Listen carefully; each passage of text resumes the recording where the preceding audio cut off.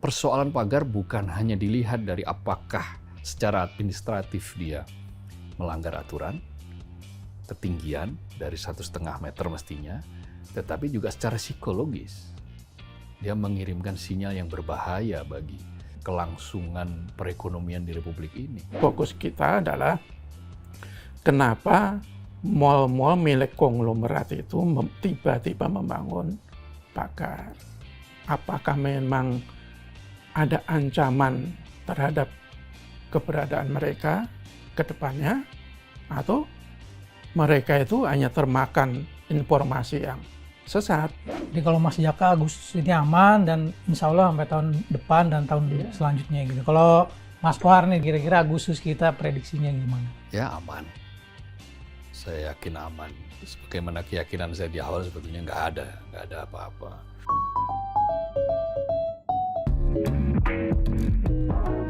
Sobat Media Indonesia, salam sehat, selalu semangat. Terima kasih karena setia untuk menyaksikan Ordal, obrolan mendalam bersama orang-orang dalam. Dan kali ini bersama saya host magang, Irfan, untuk sementara menggantikan host kesayangan Sobat Media Indonesia yang sedang menggali info-info mendalam ini. Dan tentu masih setia bersama kita, ada Bang Jack. Ya. Sehat Bang Jack? Alhamdulillah. Dan juga Bang Haji Kohar Irama. Bisa aja. Sehat Mas Koh? Alhamdulillah sehat. Karena kamu tuh pakai haji ya, alhamdulillah. Alhamdulillah. Wa syukurillah. Wa syukurillah. Oh sebelumnya gini, saya mau nanya kapan terakhir jalan-jalan ke mall bersama anak istri mungkin? Udah lama saya. Udah lama ya Mas Jaka Gak juga. usah anak saya Udah udah puluhan gede tahun. semua, udah kerja semua anak saya. Nah, pernah nggak Mas memperhatikan yang lagi viral itu ternyata di beberapa daerah termasuk Jakarta dan Surabaya ada mall-mall yang ternyata pagarnya itu tinggi-tinggi. Apa ya? 3 hari yang lalu saya Iya. jalan di itu apa namanya jalan layang yang menghubungkan antara Sudirman, Karet Bifak ya, dari Karet Bifak sampai ke arah Kampung Melayu itu kan ada tuh jalan layang tuh di atas Casablanca itu. Kuningan. Bukan ya? Ya dari atas itu saya lihat kota Casablanca, Kokas. Kan ada mallnya itu di situ kok.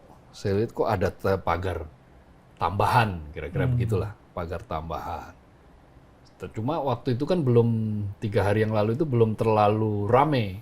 Belum dipersoalkan kira-kira gitu. Mungkin sudah dipersoalkan, sudah mulai dipersoalkan, cuman belum seheboh beberapa hari kemudian. 4 hari yang lalu, sorry. Nah, 2 hari kemudian saya melihat ada itu pembicaraan di media sosial yang sangat heboh. Ternyata bukan hanya 1-2 mall, tapi ada beberapa perkantoran juga yang memasang pagar yang tingginya kira-kira mungkin 3 meter lebih ya. Iya. 3 meter lebih. Nah itu kenapa itu? Terus seperti itu kan dalam benak bertanya. Apa yang menjadi motivasi itu? Lalu kemudian ada statement itu. Akhirnya jadi rame itu, gitu, Pak Hos. Jadi memang ini Mas ya, sekilas memperhatikan ada ternyata di beberapa daerah terutama di Jakarta yang Ya karena saya hanya di Jakarta yang saya perhatikan yang di Jakarta dan kebetulan saya lewat di jalan yang atas itu, yang non tol, yang bukan tol, yang di atas di Kuningan itu kan ada tuh yang arah atau nggak pernah naik situ? Pernah kan? Iya kok orang Jakarta nggak pernah naik situ ya aneh aja. Nah tapi sebenarnya kan kemudian Gubernur DKI itu Pramono kemudian mempersoalkan juga kan dan katanya meminta supaya ini segera dibongkar gitu. Sebenarnya apakah itu menyalahi aturan atau bagaimana sih sebenarnya? Tanya ke siapa ini? Ini langsung main kita nih. Iya kita langsung main aja Mas. Ini soalnya udah panas ini. Pakai pemanasan. Udah panas soalnya. Biasanya soalnya kalau host asli itu pakai pemanasan. Oh ini kita langsung hajar play. Gitu. Ini kalau cedera gimana? Oh iya juga sih. Berobat kalau cedera. Oh gitu, enggak. Jadi ada aturan kalau Jakarta ya, itu ada acara, itu saya kutip dari yang hari ini ditulis di editorial Media Indonesia itu ya, bahwa aturannya itu sebetulnya paling tinggi itu 1,5 meter. 1,5 meter.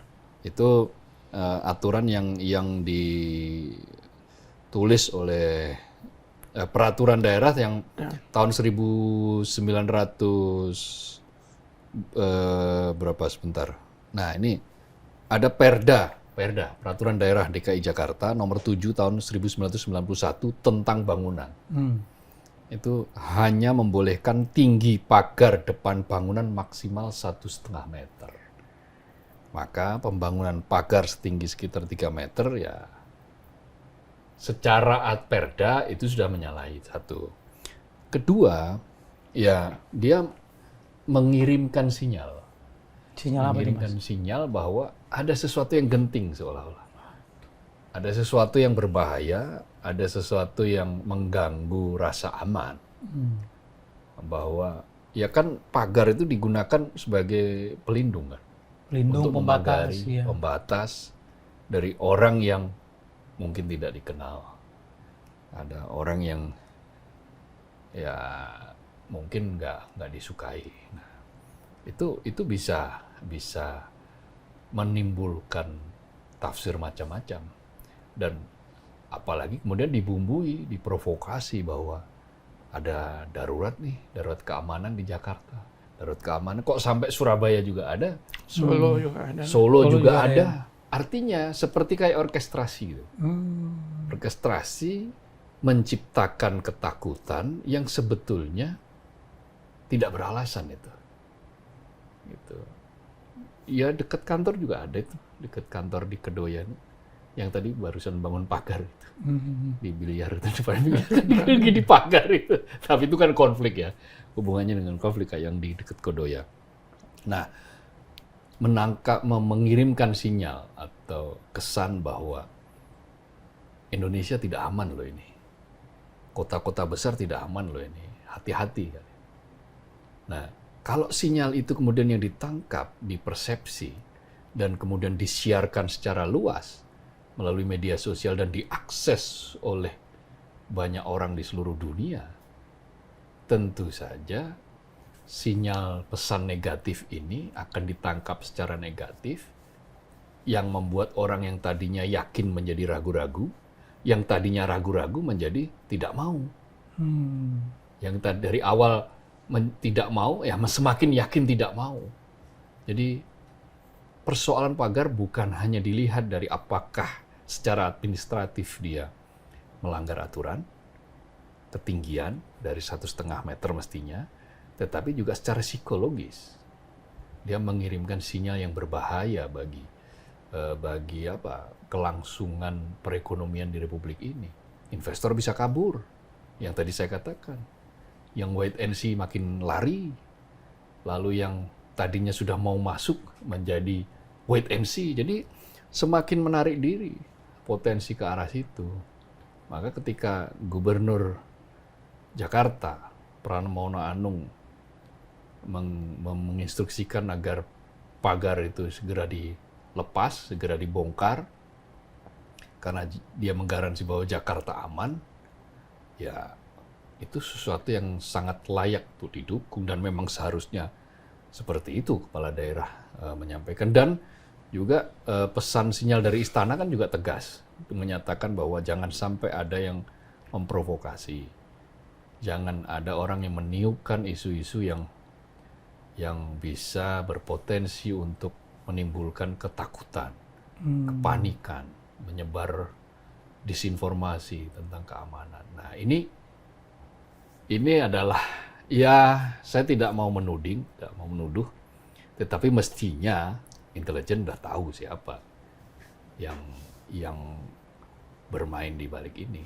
Nah, kalau ditanya di balik, apakah ada yang bermain? Nah, dalam setiap isu nggak ada angin, nggak ada hujan, tiba-tiba seperti itu, ya selalu ada yang bermain. Tujuannya ya pasti banyak. Ada tujuan politis, ada tujuan ekonomis, macam-macam. Intinya setiap teror, setiap penciptaan rasa takut, itu di baliknya itu pasti ada kepentingan-kepentingan yang sifatnya sangat sempit. Apakah kepentingan individu atau kepentingan kelompok dengan tujuan yang ya pasti untuk kepentingan dia, kepentingan kelompoknya. Kira-kira begitu. Oke. Kalau Sudah ini kok oke. saya lagi mau mencerna nih, kira-kira begini, kalau Mas Ko bilang tadi ini mengirimkan sinyal, berarti kan ada yang pihak yang aktif kan gitu kan untuk mengirimkan sinyal bahwa Indonesia itu tidak baik-baik saja. Ada dua nih yang mau saya gali sebenarnya, Mas. Yang pertama, Kali ke sana. Jangan enggak, saya. masih ke Mas Jaka, karena Mas Jaka yang Kohar. Mas Kohar, karena Mas Kohar yang menuduh harus yang membuktikan gitu kan. Burden of proof-nya di Mas Ko ini nih. Saya nggak menuduh. Itu yang pertama kan. Yang kedua, apakah memang kondisi Indonesia baik-baik saja itu sebenarnya? Mungkin bisa dielaborasi dulu, Mas. Yang pertama nanti bisa ditekankan lagi oleh Mas Jaka ya. Kalau ada yang mengirim sinyal berarti ada yang aktif mengirim sinyal. Iya. Ya jelas. Makanya tadi saya katakan ilmu yang intelijen yang kelas bawah pun sudah tahu bahwa ini pasti ada sesuatu yang diciptakan. Setiap teror, setiap upaya teror, apakah itu teror dalam bentuk kekerasan maupun teror psikis, itu pasti by design. Nah, ketika sesuatu yang by design, ya itu pasti ada nawaitunya sudah jelas, jahat. Nawaitunya jahat untuk kepentingan. Nah, persoalannya kan kemudian siapa berada di balik ini? Ya, harus diselidiki. Oke. Pemerintah negara punya kewajiban untuk menginvestigasi siapa yang bermain di balik ini. Karena kalau ini dibiarkan berlalu begitu saja, ini akan kian mengirimkan sinyal yang tambah buruk lagi. Bahwa ternyata tidak ditangani dengan baik, misalnya gitu ya. Maka ini harus diinvestigasi. Negara harus turun tangan untuk memastikan siapa yang berada di balik teror ini. Bahkan sampai pada bukan hanya siapa, pada why, mengapa mereka melakukan provokasi semacam ini. Dan itu aparat intelijen pasti sudah bisa membidik. Tapi sekali lagi kan kita negara hukum, kita negara demokrasi. Tidak boleh main hakim sendiri. Main hakim sendiri aja nggak boleh, apalagi main hakim rame-rame kan. Gitu. Kan nanti kan ada pasti yang bilang hakim sendiri nggak boleh, tapi hakim rame-rame boleh. Boleh ya. Nggak boleh, dua-duanya nggak boleh. Dua-duanya nggak boleh. Harus proven, harus dibuktikan dengan bukti konkret bahwa ya si A, si B, si C itulah yang bermain. Ya kalau dilihat dari pola-polanya kan ya pasti ini orang yang ahli lah gitu. Orang yang bisa memainkan psikologi massa. Nah, siapa itu? Ya kita serahkan kepada negara untuk menginvestigasinya. Lalu yang kedua, pertanyaannya tadi kan apakah Indonesia baik-baik saja? Dari mana? Maksudnya dalam soal apa? Keamanan? Keamanan bisa, ekonomi bisa. Keamanan sejauh ini baik-baik saja.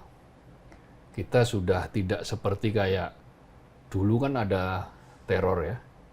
Banyak sekali. Tiap tahun selalu ada teror. Saat ini kita tidak menyaksikan itu. Tidak ada upaya-upaya yang seperti tahun yang pernah ya kita alami ketika Desember itu kemudian orang selalu ditiupkan ada teror sehingga ada yang menjaga gitu kan. Menjaga tapi kemudian sebagian lagi menjadikan penjagaannya sebagai proyek kan gitu. Kan kasihan teman-teman kita, teman-teman Nasrani. Irfan kan Nasrani kan? Belum login kan? Belum. Enggak. Insya Allah belum. Bercanda ini. Enggak, karena pernah sama Roma Irama, Roma kan Irama. takutnya dia terpukau sama Roma Irama gitu. Jadi dengan teror itu maka ada pihak yang dirugikan pasti kan. Nah, karena itu seperti saya katakan tadi negara harus membuktikan bahwa Indonesia baik-baik saja. Negara harus membuktikan bahwa aman tidak dengan hanya ucapan. Ucapan itu penting untuk meyakinkan publik, tetapi yang lebih meyakinkan lagi adalah bukti di lapangan.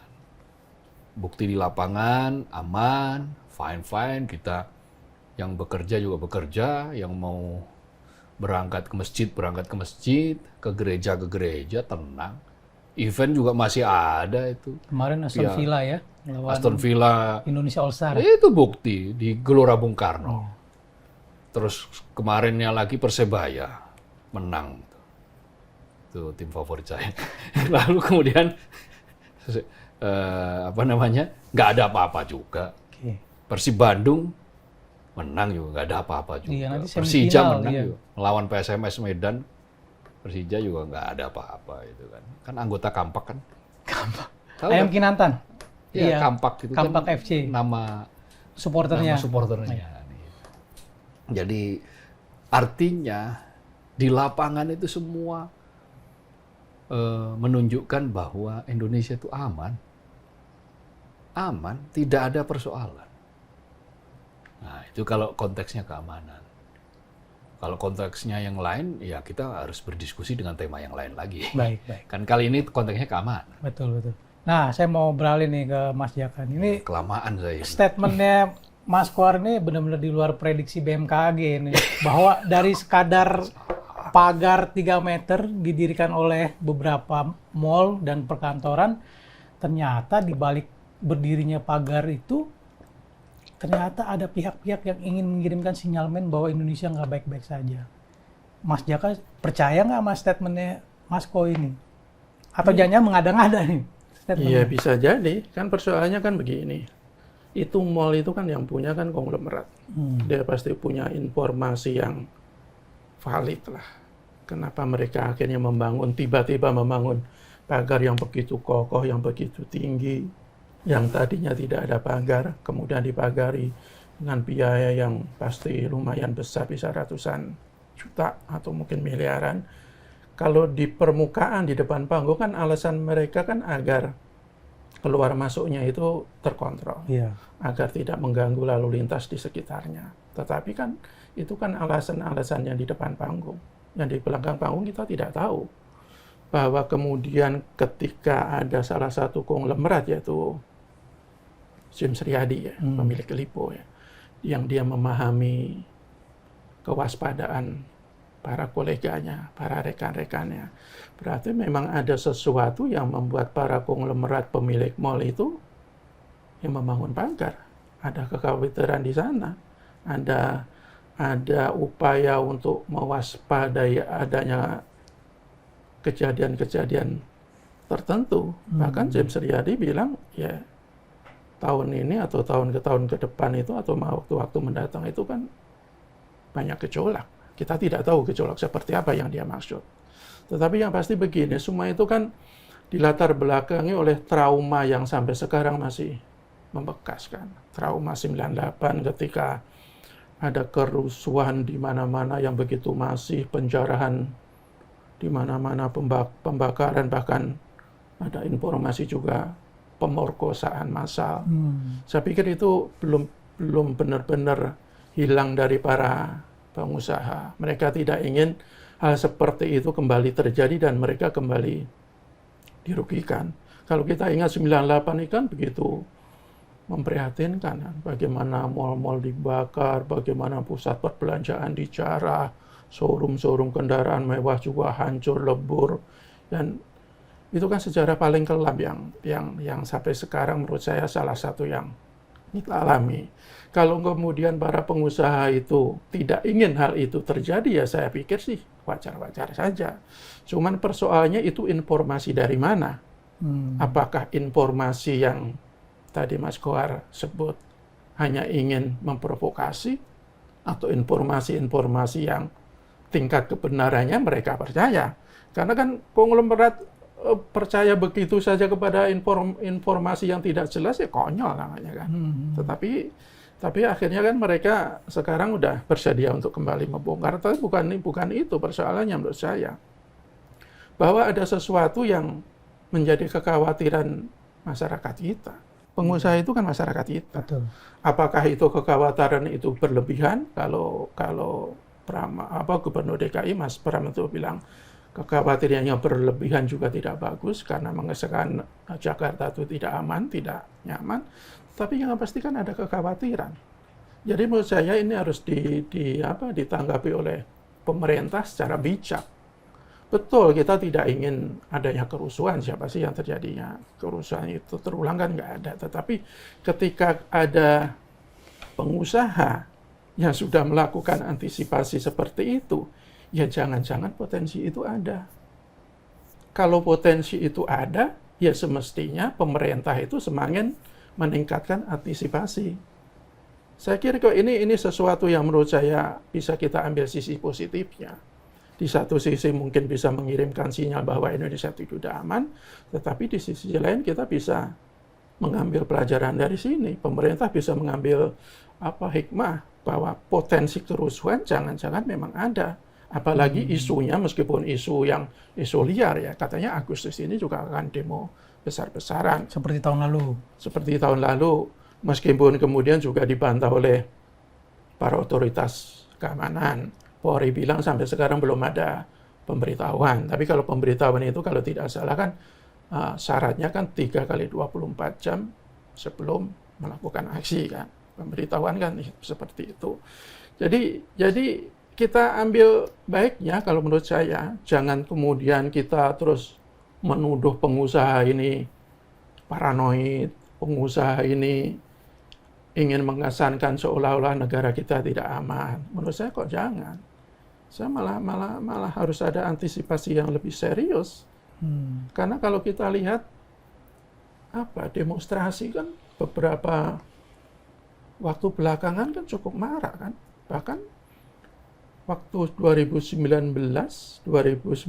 itu demo ketika menolak revisi Undang-Undang KPK itu beberapa orang meninggal loh. Kerusuhan juga cukup besar terjadi di mana-mana. Agustus kemarin, setahun yang lalu, kerusuhan juga cukup memprihatinkan kan. Bahkan ada yang meninggal.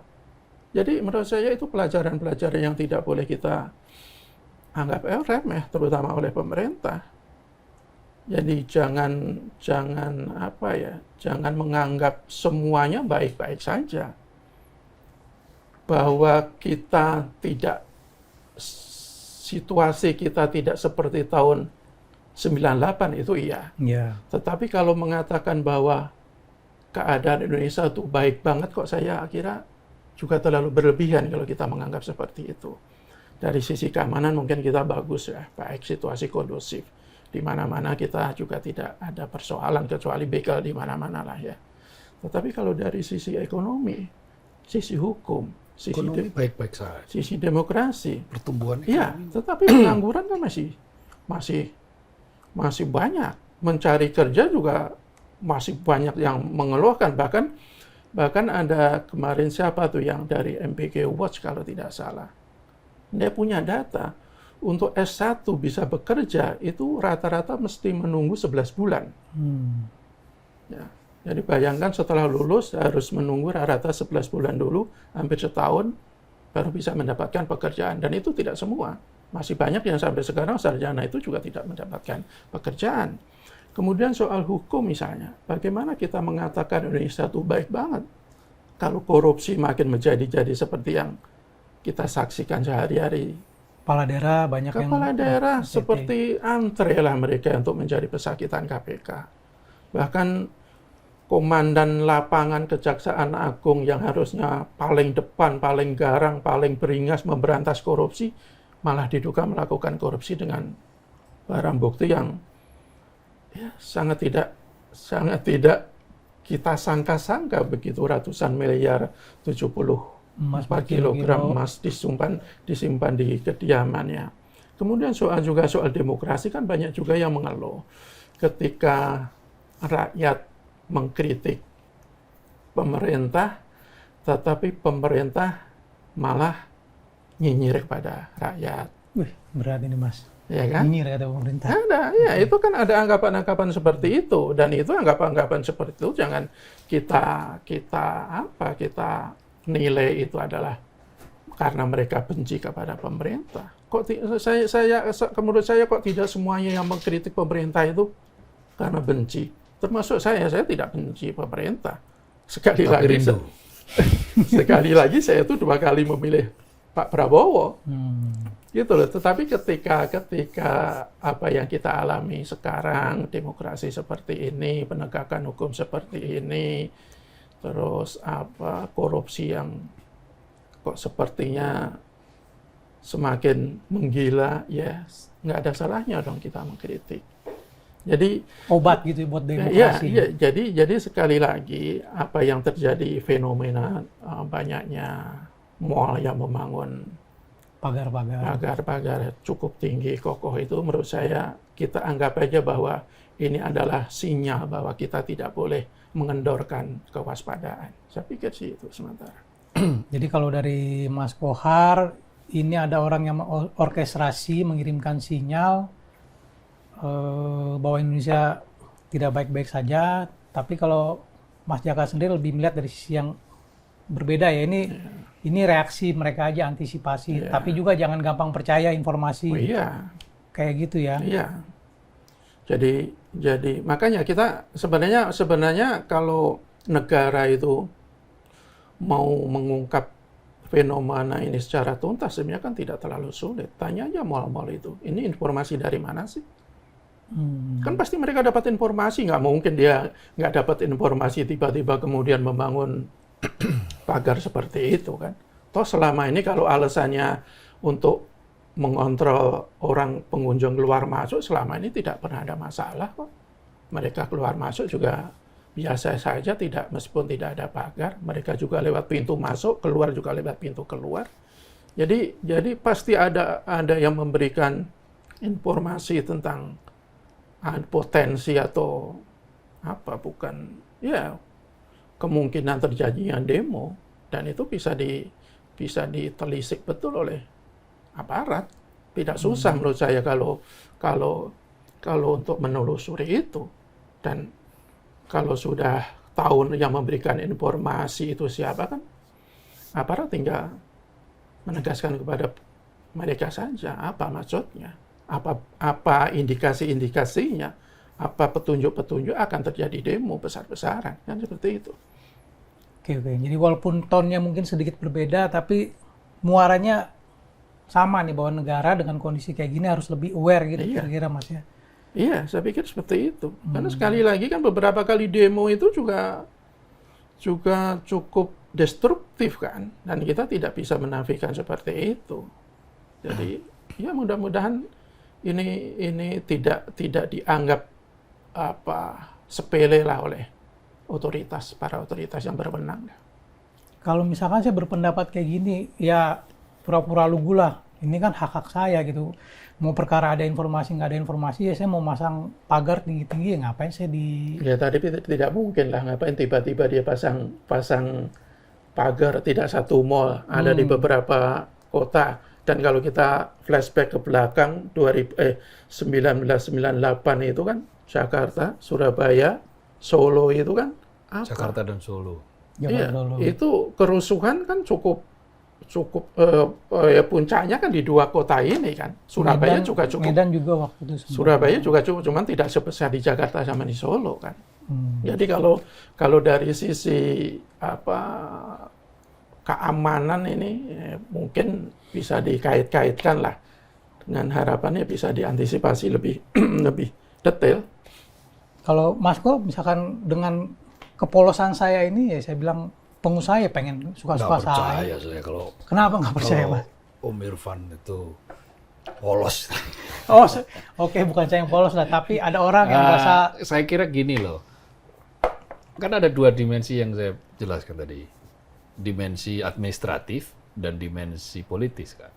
Dimensi administratif jelas kalau di Jakarta dia melanggar Perda nomor 7 tahun 91, yaitu ketinggian pagar itu maksimal 1,5 meter.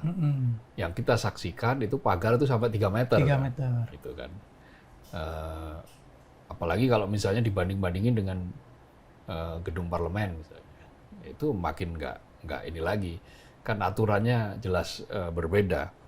Nah, mall, wilayah-wilayah perkantoran publik itu kan sesuatu yang sudah ada administrasinya itu sudah ada diatur melalui Perda tadi itu kan untuk Jakarta.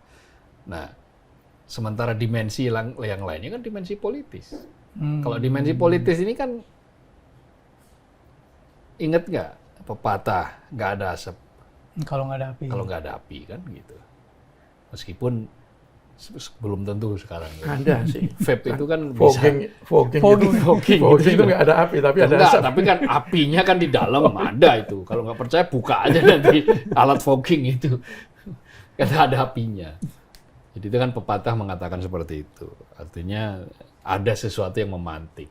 Dan kalau kita baca bukunya Bruce Hoffman yang judulnya Inside Terrorism, itu dia mendefinisikan dengan sangat yakin bahwa teror itu adalah sebuah penciptaan dan eksploitasi rasa takut secara sengaja untuk tujuan politis, tujuan politik. Jadi kalau merunut apa yang disampaikan oleh Pak Brusman ini, Brusman ini nyata bahwa satu itu penciptaan rasa takut. Oke. Dua, eksploitasi rasa takut. Dua-duanya dilakukan secara yang ketiga, sengaja. Dan yang keempat, untuk tujuan politik. Nah, kadang-kadang tujuannya bukan langsung si korban itu, misalnya yang diteror mall, yang diteror gedung-gedung, perkantoran. Tetapi pesan sesungguhnya bukan hanya mall, bukan hanya gedung. Pesan sesungguhnya jauh lebih luas daripada itu kepada publik. Apa tujuannya? Hei, nggak aman. Negara ini nggak aman. Percayakan pada kami. Biar kami yang mengatur bisa aman. Misalnya, bisa seperti itu. Jadi kalau menurut teori, menurut yang tadi rujukan, ini baru dari satu tokoh, sosok ilmuwan, Bruce Hoffman. Belum dengan sosok yang lain. Dengan ya kurang lebih sama lah, maknanya kurang lebih sama, bahwa itu adalah sebuah proses by design, sesuatu yang sengaja seperti saya katakan tadi untuk tujuan politik. Gak mungkin kalau nggak punya tujuan. Maka cara pendekatannya ya satu, tentu saja ya mengimbau bahwa memastikan bahwa ini aman, menyampaikan secara verbal bahwa kita aman, Jakarta aman, Surabaya aman, Solo aman, Indonesia aman. Secara verbal harus disampaikan. Dan yang menyampaikan harus otoritas yang ada di situ. Kapolri misalnya. Atau bareng-bareng dengan Panglima TNI. Lalu berikutnya adalah setelah secara verbal gitu disampaikan, ya secara lapangan, secara nyata, kasat mata harus ditunjukkan bahwa memang nggak ada persoalan kok. Kita ini sekarang memang hidup di era yang berbeda. Bila dibandingkan dengan tahun-tahun yang lalu lah, dengan tahun 98 pasti berbeda. 98 belum ada medsos. Sekarang ada medsos. Tahun 98 kita belum mengenal post-truth. Sekarang orang kalau dia benci pada si A, misalnya saya nggak suka sama Bung Irfan, segala hal ikhwal berita jelek tentang Bung Irfan akan saya iakan. Itulah post-truth kan. Saya bilang, Bung Irfan ini orangnya misalnya Ganteng. Orangnya usil. Atau apalah gitu kan. Dia punya emas sekian kilo, tapi diembat sendiri misalnya gitu. Disentul Gitu. Cengkareng. Gitu. Nah itu orang yang nggak suka, ya dia akan men-scanning informasi yang sesuai dengan apa yang dia senangi, apa yang dia pikirkan tentang orang itu. Nah, hal yang sama juga terjadi dengan kasus Pagar ini. Orang yang nggak suka dengan situasi negara ini, keamanan yang sebetulnya kondusif ini, ya mereka akan berpikir, mereka akan, wah apa ini? Wah begitu ada isu ini, makin dipanas-panasin. Oh iya nih, apalagi masyarakat gitu. Misalnya dia dulu bukan pemilih Pak Prabowo misalnya. Bukan pemilih Pak Prabowo. Tapi kemudian setelah itu mendapat informasi, nah bener kan, nah itu kan post-truth namanya.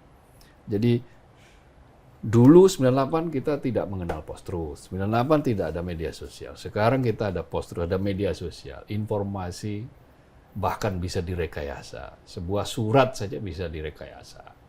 Dan banyak yang terjebak kan dengan teknologi AI yang menggunakan aspal itu asli tapi palsu itu kan banyak. Ya kemarin yang salah satu yang terkecoh itu kan katanya PSSI mengubah format Piala Presiden dari yang tadinya ada semifinal menjadi langsung final. Mempertemukan juara grup dengan juara grup, lalu perebutan tempat ketiga dengan runner up, grup A, grup B. Jadi finalnya Persebaya langsung lawan Persib, terus perebutan tempat ketiga antara Persija dan Arema Malang. Tapi kan itu ternyata hoax. Itu kan suratnya kan ada yang menyebut bahwa itu surat diproduksi oleh AI. Nah, hal yang sama sekarang juga bisa. Pidato juga bisa. Kan ingat nggak waktu zaman terakhir Pak Jokowi jadi presiden? Itu kan tiba-tiba Pak Jokowi fasih bahasa Cina kan? Bahasa Mandarin kan? Pidato bahasa Mandarin dengan suara intonasi yang kira-kira ya 99,9% sama. Dan ternyata itu kan pidato aslinya kan pakai bahasa Indonesia di forum yang berbeda, tapi untuk menegaskan kebencian dan mengajak orang-orang untuk sama-sama membenci, itu namanya hate speech ya. Maka itu dilakukan. Nah, dalam konteks pagar ini juga boleh jadi seperti itu. Dan saya yakin itu pasti ada tujuan-tujuan politik, tujuan tertentu, sebagaimana disampaikan oleh Tuan Bruce Hoffman itu. Pak Bruce Hoffman itu. Pidato yang Presiden Jokowi itu bukan yang saya akan lawan, bukan itu ya Mas ya? Oh, bukan, kalau itu kan kemudian di Medan jadi telolet itu. Jadi bis, klakson bis. Jadi kan bukan semata-mata soal administratif, tapi juga ada unsur politis. Kalau politis berarti kan kekuasaan. Kalau bicara dimensi kekuasaan berarti apakah politik penguasa lama yang ingin kembali atau orang-orang di sekitar penguasa yang baru ini yang merasa gue nggak kebagian nih. Kalau kita memetakan lagi kira-kira dari kasus pagar ini? Ya nggak usah kita petakan, biar itu nanti negara yang menginvestigasi siapa dan motifnya apa, itu negara yang harus mencari. Ya syukur-syukur kalau ternyata negara tahu persis bahwa ini yang bermain si A, si B, si C, lalu tujuannya tujuan politik tertentu, ya tinggal ditarik aja. Kemudian ya diproses di pengadilan. Sesimpel itu. Karena dia sudah menciptakan teror kan. Nah, mumpung belum kejadian lebih jauh, maka ya harus itu dilakukan penyelidikan. Kalau dalam analisis politik, ya bisa dari macam-macam. Bisa dari orang yang nggak suka dengan pemerintahan, atau bisa juga orang dari internal, orang dari dalam yang menginginkan posisi-posisi tertentu misalnya, bisa saja. Atau bisa saja dari luar negeri yang mungkin ingin menguasai potensi-potensi tertentu dari sumber-sumber daya yang ada di negeri ini. Jadi ya kita tidak menutup mata, hal-hal seperti itu pasti terjadi. Ya bahwa orang mungkin tidak terlalu suka dengan dikit-dikit asing gitu kan. Tetapi fakta bahwa kalau kita lihat dalam kacamata global, interdependensi itu terjadi ya. Dan kemudian bahwa permainan dari manapun itu mungkin saja juga terjadi. Wong judol saja dikendalikan dari Kamboja, kan asing juga itu.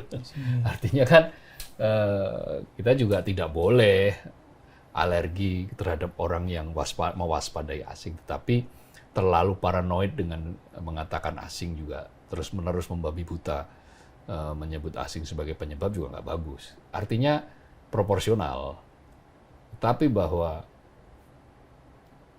ada tujuan-tujuan tertentu dan ada tujuan politik, ya politik kan tidak melulu kekuasaan.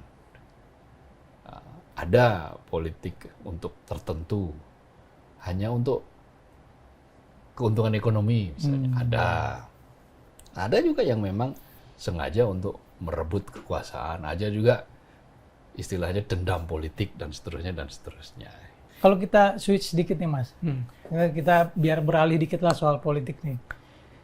Pagar berdiri, kemudian Pemprov seperti kebakaran jenggot karena kemudian viral gitu. Nah mereka sendiri bukannya punya aparatur tuh kayak Satpol PP lah, kan ini pagar nggak berdiri kayak Roro Jonggrang kan, dibangun pagi, malamnya jadi kayak gitu. Bisa aja kalau orangnya banyak yang bangun. Tapi ini ratusan meter loh Mas, yang di Nah, iya, Kasablanca. ratusan meter kalau yang garap ribuan bisa selesai. Ya artinya pengawasan dari Pemprov sendiri kemana gitu. Ya kalau soal pengawasan aturan tinggi pagar itu ya kalau kita lihat coba di perumahan-perumahan mewah itu tinggi itu bisa lebih dari 3 meter. Itu kalau soal pengawasannya. Tapi menurut saya bukan masalah itu dalam hal ini. Yang pasti kan gubernur itu tidak ingin negara itu dipersepsikan sedang tidak aman, Iya. sedang tidak nyaman. Kita sepakat di situ. Ya, makanya ketika gubernur meminta agar itu segera dibongkar, ya menurut saya juga mendukung gitu loh. Tapi kenapa baru viral dia minta itu dibongkar? Ya itu kan sekali lagi kan, Fenomenanya kan juga baru. ya sekali lagi kan soal pengawasan itu kan jangankan yang soal yang soal lagi dibangun, yang sudah puluhan tahun dibangun tinggi aja juga sampai sekarang juga tidak diapa-apakan kok. Gitu loh kalau kita bicara soal pengawasan, dan itu menurut saya nilai negatif ya dari pengawasan termasuk di Satpol PP DKI, tetapi bukan fokus ke situ menurut saya. Fokus kita adalah kenapa mal-mal milik konglomerat itu tiba-tiba membangun pagar. Apakah memang ada ancaman terhadap keberadaan mereka ke depannya, atau mereka itu hanya termakan informasi yang sesat? Itu kan pertanyaannya. Makanya sekali lagi ya ini tugas negara, tugas pemerintah untuk tidak membiarkan hal ini berlarut-larut, untuk tidak berhenti pada pembongkaran lagi. Menurut saya jangan cuman setelah dibongkar persoalan selesai. Menurut saya tidak di situ. Harus diselidiki siapa yang memberikan informasi, atau jangan-jangan informasi itu betul. Jangan-jangan itu kan bisa menjadi bahan pencegahan yang lebih akurat bagi pemerintah. Atau jangan-jangan informasi itu tidak betul, hoax. Itu kan bisa pidana kalau seperti itu kan. Jadi pemerintah menurut saya harus mengusut tuntas hal ini, dan jangan ada kesan Agustus yang mencekam. Karena kalau kita lihat kok Mau dibikin pola ya. iya akan jadi pola, dan suasananya itu agak berbeda dibandingkan Agustus tahun-tahun sebelumnya. Dan menurut saya sekali lagi ini pemerintah jangan menganggap persoalan-persoalan seperti ini secara negatif lah ya. Ini menurut saya masukan-masukan yang semestinya ditanggapi dengan bijak, bahwa ya masih ada rakyat yang merasa dalam tanda kutip belum merdeka. Masih dijajah oleh siapa? Oleh elit-elit yang mementingkan kepentingan diri dan kelompoknya, oleh kepentingan para pejabat yang semena-mena menggarong uang rakyat. Ketika rakyat diminta untuk patuh membayar pajak, tetapi para pejabat yang bermental jahat itu kan tidak bijak memanfaatkan uang pajak dari rakyat. Mereka malah justru menggasak pajak dari orang-orang rakyat kecil. Jadi ya kita berharap pemerintah bisa sempurna mengatasi hal seperti ini. Ya kita nggak boleh lah, nggak mungkin pemerintah sempurna. Tetapi kita cukup berharaplah pemerintah itu menanggapi persoalan-persoalan dari rakyat, siapapun dia, itu dengan bijak, dengan apa ya? Justru tidak melukai hati rakyat yang sudah luka. Jadi kalau kemudian ada yang mengkritik elit, ngomongnya kok sembarangan, tetapi justru ada bilang, ya nggak boleh dong pemerintah mengkritik rakyat. Rakyat juga boleh mengkritik pemerintah, itu kan kita di era demokrasi yang menurut saya tidak pas. Rakyat mengkritik pemerintah itu karena rakyat membayar mereka. Ya. Mereka kita bayar untuk mensejahterakan rakyat. Ya masa yang dibayar nyinyir kepada yang membayar kan nggak elok, nggak patut.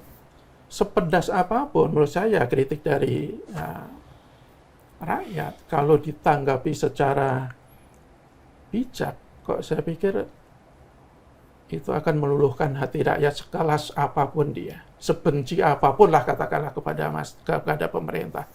Ketika pemerintah itu tanggapannya bagus, meskipun tidak bisa langsung mewujudkan keinginan dan kritikan rakyat, tetapi kalau tanggapannya baik, itu kok rakyat kita itu kan Pemaaf, selain pemaaf, ya apa? mudah lupa. Nggak juga.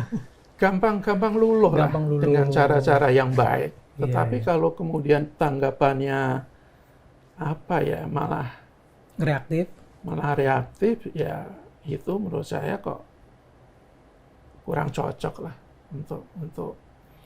untuk apa, meredam situasi yang bisa jadi akan memanas. Pengamatan Mas Jaka, Agustus kita ini bakal aman? Mudah-mudahan aman dan saya yakin aman. Yakin aman. Karena saya yakin pemerintah juga tidak akan main-main kan,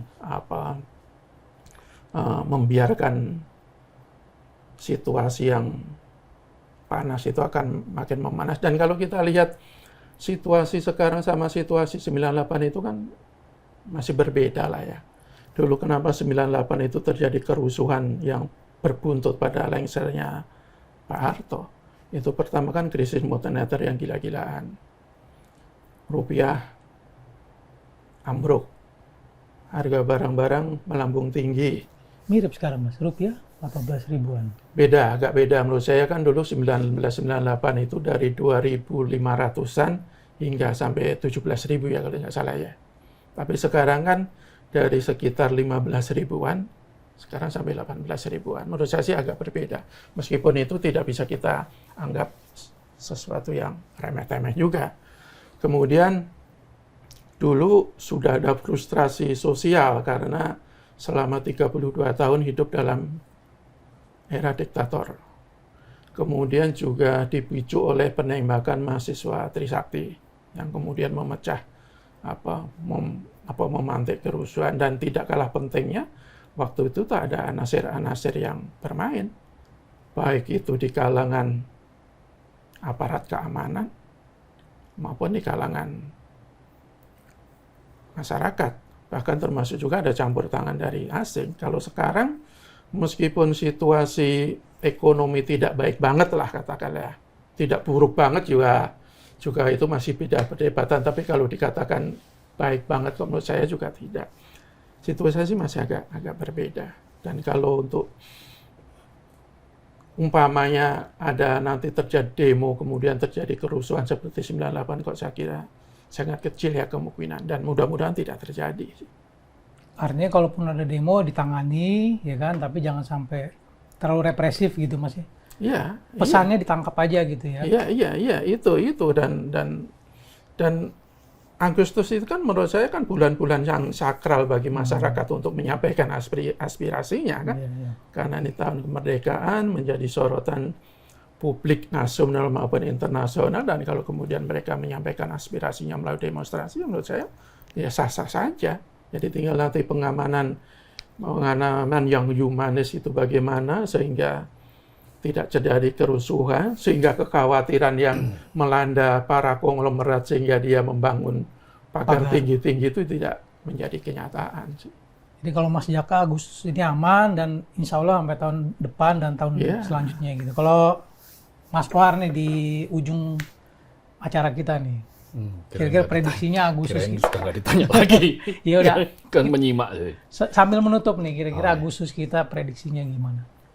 Ya aman. Saya yakin aman. Sebagaimana keyakinan saya di awal sebetulnya nggak ada apa-apa. Ini adalah upaya menciptakan rasa takut, mengeksploitasi rasa takut untuk tujuan politik ya, untuk menciptakan sebuah kesan bahwa Agustus itu bulan yang mencekam, itu kan kesan. Tapi kesan itu kan akan menjadi betul-betul menimbulkan rasa takut kalau dia diamplifikasi. Kalau dia terus-menerus digaungkan dan kemudian diterus-meneruskan.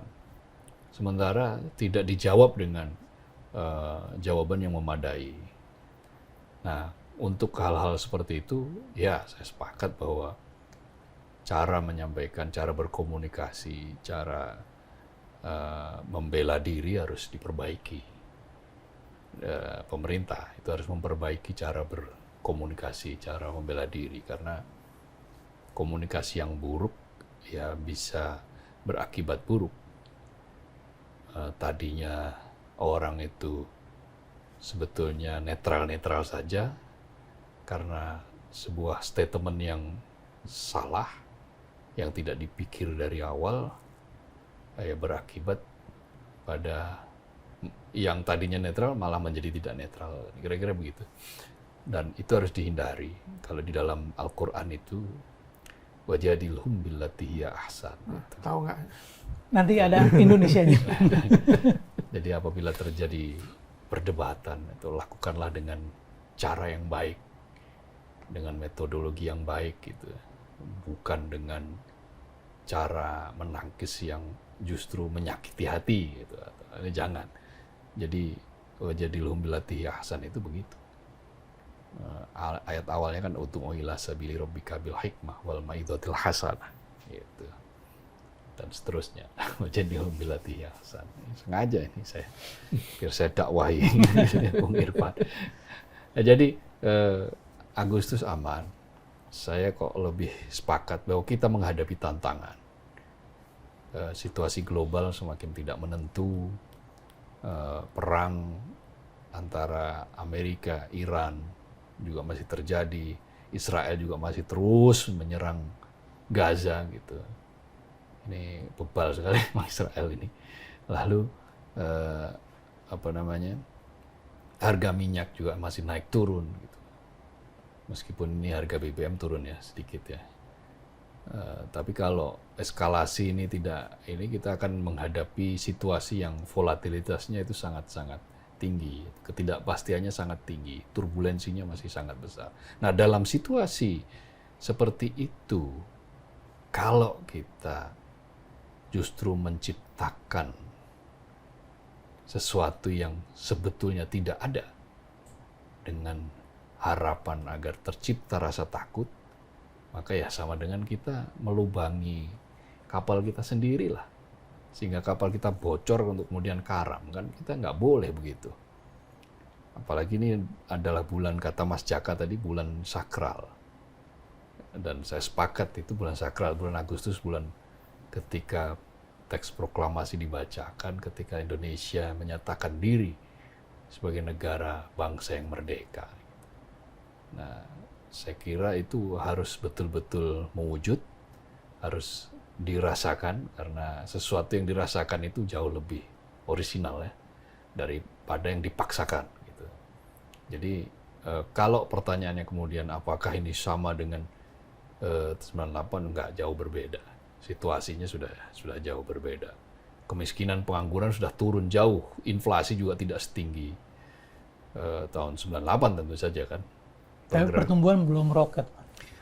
Pertumbuhan belum meroket, tapi kan stabil di 5%. Kan ada yang dulu meroket. Iya. Itu masa lalu itu. Itu. Nanti akan ke Oktober itu akan begini. Ya nanti Oktober begini itu. Jadi kita berada dalam situasi yang penuh dengan tantangan. Maka ya senjata paling ampuh itu persatuan. Persatuan itu tapi juga harus ada syaratnya gitu. Pemerintah juga tidak usah terlalu banyak memproduksi hal-hal yang tidak perlu.